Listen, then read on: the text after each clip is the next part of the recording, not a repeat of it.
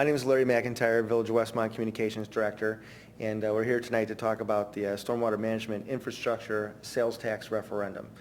And going to go through quite a bit of information, some historical facts that led us to where we're at today, but basically bring us up to the decision that voters have before them on April 7th, which is to vote on the referendum. But stormwater management and flooding is not a new issue. It's something that has, especially in your low regions of any community, there are certain areas that are more prone to flooding. However, in the last 10 years, we have had more heavy rain, heavy precipitation incidents during that decade than any decade of previous recorded weather. So it's a pattern. And of course, people can remember April 2013, and these are a couple of pictures of that event. Historic flooding throughout northern Illinois, and the thing to remember is that this is not an issue that's unique to Westmont. This is an issue that's throughout the Chicagoland area, throughout northeast Illinois. And as I had mentioned, it's something that has continued to get worse in the past decade. It's measurable in terms of the amount of heavy rain incidents resulting in severe flooding issues. Just going to go through a little bit of timeline here of the past 10 years, but mentioned that from 2014 to present has been the pattern of increased heavy rainfall incidents. 2013 in April was that historic flooding in northern Illinois. Immediately following that, the village had a community meeting here in this room, and it approached 100 people, came out to discuss what had happened. It was a serious issue, and people were very concerned and wanted to talk to the elected officials to see what we could do to address this issue. So immediately, Mayor Gunter created the Community Stormwater Committee in June. We had 14 residents on that committee, and those residents were from throughout the community. We divided the town up into 14 different sections, and we got representation from each of those areas. What was interesting is some of those folks were indeed affected by the seriousness of the rainfall and the flooding issues, but other folks were more community-minded, where they were more just interested in being part of a solution. And so then that group started meeting twice a month through October, and did a lot of research, and ultimately in October of 2013 came back before the village board with a presentation. They had many recommendations for the village board to consider, but the biggest one, and what we're going to be talking about today, is finding a dedicated and ongoing revenue source. And what they had recommended was a stormwater utility. And I'm going to turn this down a little bit. I'm getting just a little bit of feedback in here. But the stormwater utility was what that group had recommended, but they were recommending it based on the notion that they wanted a dedicated and ongoing revenue source. We're going to find out here that that idea has evolved since then. So in the spring and summer of 2014, the village hired AMEC, which is a consulting firm, to come out and do a feasibility study in regards to developing the details of a utility. And then through additional conversations with the village board, they began looking at other funding methodologies, and specifically local sales tax. We continued public education to the community last fall and early winter.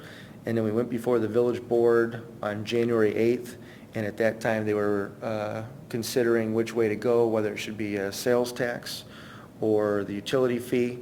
And the village board voted to move ahead with approving the direction of the referendum, which would be a 0.5% local sales tax, However, it would be dedicated to stormwater and infrastructure. We'll talk about that in a minute, but that's very important, the fact that this local sales tax is dedicated to stormwater and infrastructure. And then we're now in public education phase for the next month, and then the community will vote on this at the spring election, April 7th. So why are we here? Why is this problem continue to grow? Urban sprawl, overdevelopment, you know, from Lake Michigan all the way out to Aurora, it's pavement. You know, every direction you look, there's a lot of pavement, and so what has that done? That has changed our ecosystem, because basically, prior to having everything paved over, if rainwater is hitting the ground is absorbing it, and so the ground naturally becomes detention. And then there's infiltration, and depending on the infiltration pattern, that can be anywhere from months to years before that is evaporated and goes back into the atmosphere and then comes back down at rainfall. Well, we've cut that process out of the loop. Now the water hits pavement, goes to a storm sewer, rushes immediately to the local watershed, and then evaporates that much quicker. So that's the reason we have more rain incidents, and that's the reason we have heavier rain incidents. In addition to that, we've inherited old infrastructure, especially in areas that were not part of the initial geographic boundaries of the village. And so definitely in many areas, the infrastructure that's there is not handling the capacity of what's happening today. And so then it becomes a question of who deals with this, whose responsibility is this? When we had the committee get together, right away it was interesting and a pleasant surprise to see everyone come together and basically determine that, in the mindset of everybody who was involved, that this is a community issue. And it's not those who are most affected by the flooding, but for this to be solved, it's going to have to take the entire community being part of that solution. And the bottom line is it's an infrastructure issue. Since it's underground, people don't see it. If you had really bad roads in front of your street, in front of your house, then you understand, oh, that needs to be paved, because when I drive out of my driveway, I'm bumping, you know, it's a bumpy road to get to the main artery, to get to work and to the store and what have you. And so then you'd be speaking up about it. You'd say, that needs to be fixed. But when it's underground, we don't see that. And so sometimes folks don't quite understand that we're talking pretty much about the same thing. We're tax dollars being used to fix infrastructure, and that's the bottom line. This is an infrastructure issue, and dealing with our storm sewers and other stormwater management initiatives. Why does this need to be addressed? Of course, improved quality of life. Anyone who's been through a severe flooding incident knows how devastating it can be emotionally and financially. Of course, it'll address the increased flooding issues. It'll help ensure life safety concerns. I have some pictures coming up that I'll point to in regards to that particular point. Of course, you make your infrastructure improvements, and then if you're a community that has dealt with this issue, then we can definitely hope to see increased property values. It's something that you can definitely point to with your property to say that our community and my neighborhood has dealt with stormwater. We do not have flooding. It'll definitely assist with property values. So coming up right now, I have several slides of some of the different areas that have been focused on as some of the areas that have been heaviest hit with flooding issues. This is St. Joseph's Creek watershed, King Arthur Court, which is a multi-building, multi-unit residential area just south of 55th Street. But you can see there in blue what that watershed looks like and where some flooding has occurred, a lot of flooding. This picture here is part of that same watershed, and right across the street from King Arthur Court is just north of 55th Street. This is a house that has been devastated many times, you know, so it's not just April 2013. Many rainfalls in the past 10 years has hurt this particular home and the home just north of it. So it's an ongoing issue. This area here is Northeast Acres, Warwick Avenue, and that surrounding watershed. A moment ago when I was talking about life safety issues, here you can see this car is parked outside of where the flooding area is. Obviously, the car could not get through. If they tried, they would be stuck. Same thing would be true for our emergency vehicles. If police or fire needed to get to any of these homes or down the block, let's say this is just a long street and there's no other egress to the other end of this particular street, it's going to prevent emergency vehicles to get to someone in need. So that's where it becomes a life safety issue. Northeast Acres, and East Trobby. Another shot of Northwest Acres. Several shots. This home here was probably the home that was hit the hardest, Chicago Avenue and Washington Street and that surrounding watershed. Chicago Avenue and Washington Street. Richmond and Grant. We have Liebig Park over there on the corner. And what you can see here, this photo was taken after the water had receded a bit, but where you see the debris in the foreground of this picture, that's the extent of where the water at one point was. And so right now that particular intersection is completely impassable, but it was even worse when it was at its height. And this is a situation, actually you can see the sign down there for a pedestrian crossing and basically school kids crossing. This is also an area where it affects bus traffic for school buses. And this is an intersection that will get flooded out. And every time that it does, the buses have to reroute their path to get to and from school, and those kids need to alter their path to wait for the bus. It affects a lot of people. Here's another picture of the same park. This is behind the police station. When it doesn't look like a full lake like it does in this picture, that is a retention pond that basically only has a wet bottom. It's not it's not intended to hold this much water. And as you can see, it's affecting all those homes on the back side of that picture. This is the same area. So the question is, how do we fix this? It costs a lot of money. And when we had AMEC consulting firm come in and research the community, they came up with a figure of $30 million to significantly improve stormwater management in our community.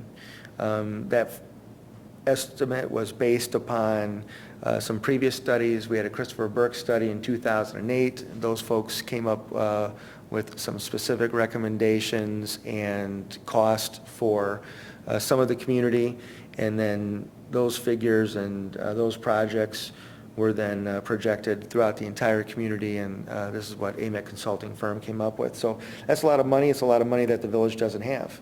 And so if we want to address this, we got to figure out how we're going to get that money, and so that's where we're at. How do we finance these costly but important initiatives? And as I mentioned before, the village was considering two options: a stormwater utility fee or a community sales tax. Just to give a little bit of background on each, as we mentioned before, it's a community problem. It's not a problem for those who are most impacted. If it's an infrastructure issue and we need to fix the community's infrastructure, that's for everybody. And so who would pay? Everybody would pay. But then how would we pay? What are the different methodologies to consider? Two of them that were being considered were taxes, which would be a sales tax referendum. Another method would be the utility fee referendum, which we'll talk about the utility fee here for a second. Ultimately, this was not decided. We decided not to go this route, and here were some of the reasons. Utility fee is something that's timely to administer, and it would place an ongoing burden on our staff, mostly our finance department. but basically people would be receiving, as they receive their water bill, which people in Westmont get every other month, and on their water bill, they pay for their water, but they also pay for their waste hauling. So the utility fee, if it was to be approved, would be another bill on that particular, another fee on that billing statement. And it was going to be anywhere potentially from $8 to $15, depending on the size of impervious area on your property. And so that was going to be an ongoing burden for staff to charge that and then administer it ongoing. Also, another reason that this was decided not to go with this route was that the fee structure was potentially going to be confusing to citizens. Ultimately, we had many stakeholders meetings where we had community come out and give their thoughts and opinions and suggestions on how we move ahead. And we came up with a three-tier system so that there could be some equity for people who had properties that did not have, or they were managing their stormwater on their own property. And so if you were managing a greater amount of stormwater on your own property, then you'd be charged less. However, if you had more impervious area, then you'd be charged more. Trying to explain which tier you fit in and why potentially was going to be a challenge. Also, there was a concern that was raised by many people, not only businesses but residents. How is this going to impact our business community? And you take a property like the Jewel Osco, which is mostly paved over, even though they have stormwater management going on their property. If they were to be charged the full price of what the initial proposal was, it was going to be over $20,000 a year. And so that's, of course, quite a hit on a local business. And so that was one of the concerns. Also, Downers Grove implemented a stormwater utility just a few years ago, and if anyone watched the news and the fallout of that particular procedure, a lot of the not-for-profits and public agencies, and so that would be schools and your churches, they came forward in Downers Grove and said, hey, you know, we understand that this is an important issue, but you're possibly hitting the community twice in regards to the schools. And then the churches were basically saying, you know, we're not for profit for a reason. And they're basically hoping to not have to pay into the fee. And I think Downers ultimately went with a partnership model with them, and they're not paying over there. But anyway, we avoided that altogether by not going the utility fee route. And then as I'd already mentioned, this was the payment method was going to be on your water bill. So you were going to see how much you owed on every water bill, and it was just going to raise your fee for that payment period. What happened instead was the village board decided to go with the 0.5% sales tax referendum, and that was on January 8th. And the referendum language, which we'll review specifically later in the presentation, basically ensures that all monies will be dedicated for stormwater infrastructure purposes exclusively. This is important to say.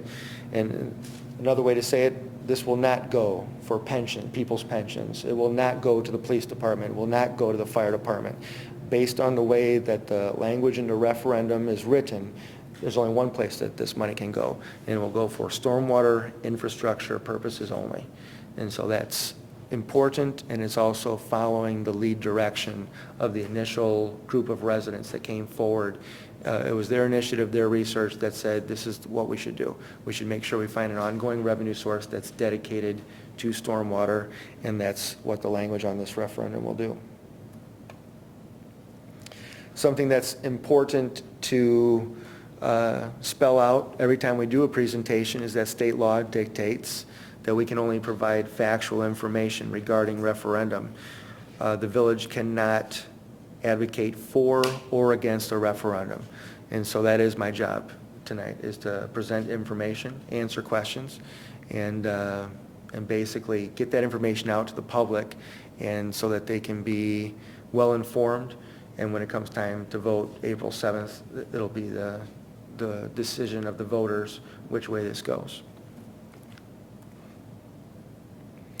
So we're moving ahead with the 0.5% local sales tax funding option, and this will be in the form of a referendum question on the April 7th ballot.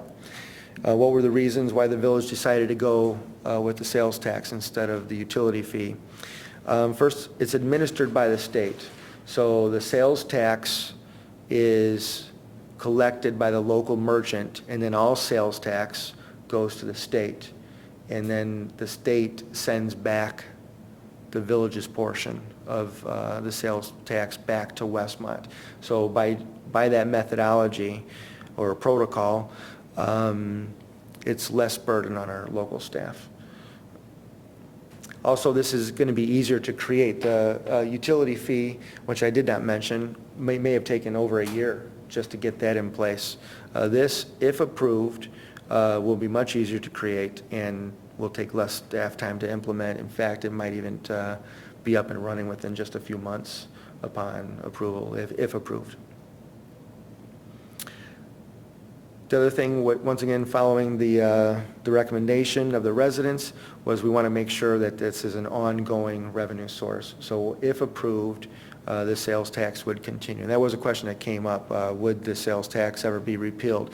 There's always the chance it might be repealed, but it's not likely, and here's the reason why. Do we expect it to stop raining?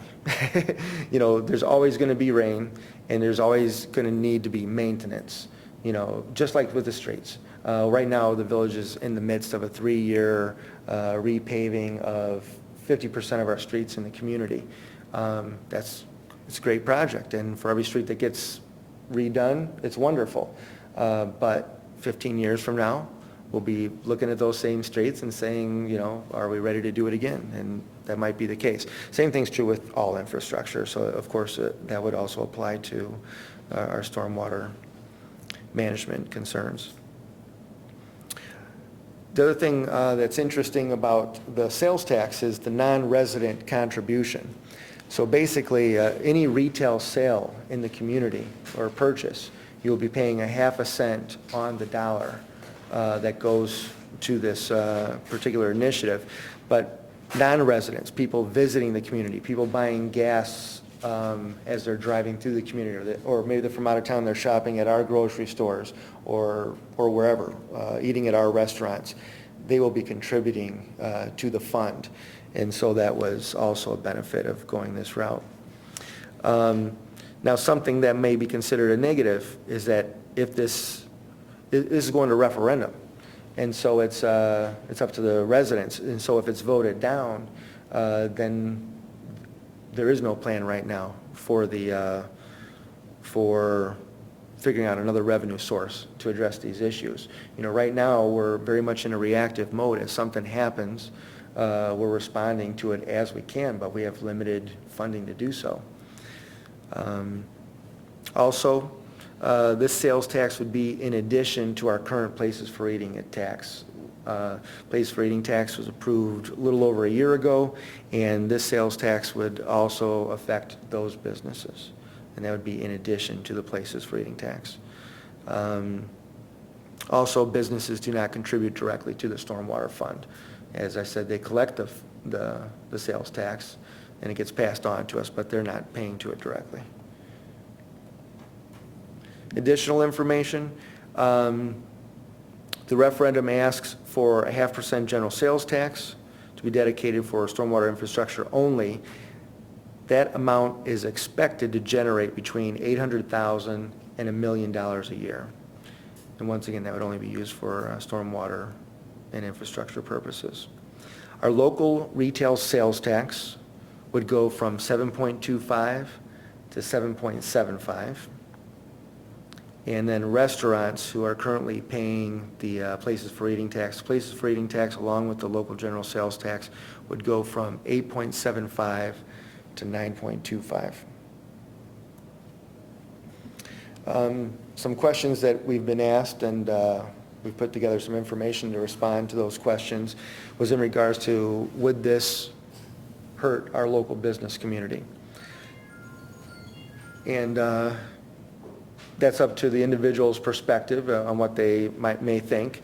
However, almost 70% of DuPage municipalities already have a local general sales tax. Westmont currently does not. So 70% of DuPage County is already collecting a local retail sales tax, and Westmont is not. Another way to say that is Westmont's not benefiting from that sales tax, which is used for investment in infrastructure and things like that. To go a step further, of the DuPage communities that already have a local general sales tax, the majority of them have a sales tax rate of 1% or higher. And right now what the village is asking for through the referendum is a 0.5%. And so those are important factors when people are concerned if this is going to affect business in Westmont compared to our neighbors. And so where does that take us? Once again, January 8th, that's when the village board approved the funding methodology and moving ahead with the sales tax referendum. January 29th, this information was officially certified with DuPage County for going on the ballot. Right now we're in public education mode, and residents will vote on it April 7th. As I mentioned earlier, I wanted to spell out exactly the language that's going to be used in the referendum. So when people go to the ballot, this is the language that they are going to see. I'm going to go ahead and read through this. Shall the corporate authorities of the Village of Westmont be authorized to levy a non-home rule sales tax at a rate of 0.5% solely for expenditures on a municipal stormwater management program and public infrastructure. And people will have the opportunity to vote yes or no. And the question is also in Spanish on the ballot. Backing up just a little bit, more than 25 community meetings have been held in the past 2 years regarding this topic. And the solution has been developed by the entire community. This was not village staff and elected officials saying, we think this is the best way to go, here it is, we hope you support it. Instead, the initiative was brought forth by residents, and the initial recommendations were made by the resident group. Then we had the stakeholders group, and that consisted of businesses and public agencies and not-for-profits. And they all basically came to the same place. At that time, we were talking about the stormwater utility, but the main focus was dedicated revenue source for stormwater. So we want to make sure we thank everybody who's been involved with this. It's been a lot of conversations and a lot of research, and hopefully we'll see what happens. But no matter what, we want to be thankful of all the folks who put time in on this important conversation. And if people have any further questions, they can contact the village at info@westmont.il.gov, or we can call that number 630-417-0280. We also want to make available this presentation to any local group. So whether it be a homeowners association or a social group or a service club, either email us or call us, and we will immediately set that up. We have about 5 weeks prior to the vote, and it's our job to get the word out to residents so that they're well informed and can make a good vote, you know.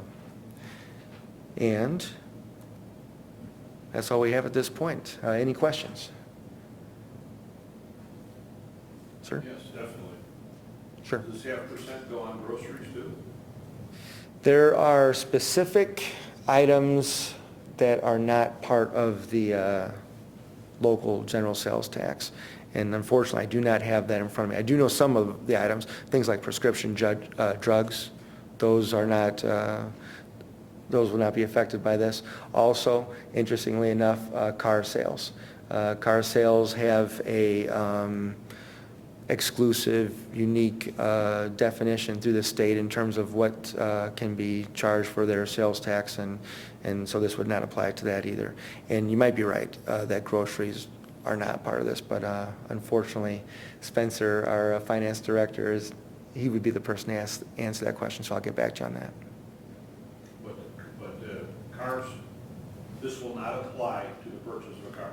Correct. That's one of my big things. Yeah. Because you hear this, well, it's only a half a penny on the dollar. Sure. That's great, but that's $100 on a car. Exactly. Yeah, and I think, $100. right. On a And $20,000 car. sure. And just to restate your question so people can hear this recording. Sure. The question was on large ticket purchases. Then, you know, a 0.5% can add up, and especially on a car purchase.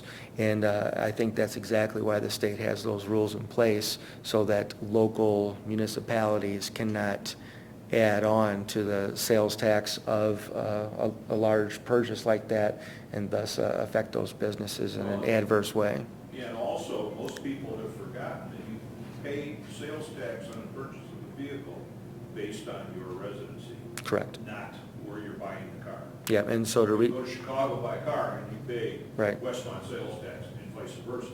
And they did that many, many years ago. Right. To keep the level playing field for the automotive industry. I remember when they sold cars on Sundays. Exactly. So to restate that information, the sales tax that is applied to your purchase of a vehicle is based on where you live, not where you purchased the car, in Illinois. Right. So, all right. Any additional questions? I know we have the Bugle here today. Any questions, Daniel? No? All right. If not, this information is online, so you can go to our website, so westmont.il.gov. Additionally, there will be a recording of this presentation and other presentations online. You can go to our Village of Westmont YouTube channel. There will be playback there, as well as Comcast and AT&T. Comcast is channel 6, AT&T it's channel 99. And looking forward to your questions, and please feel free to contact us if you have any further questions or suggestions or ideas or input. Thank you.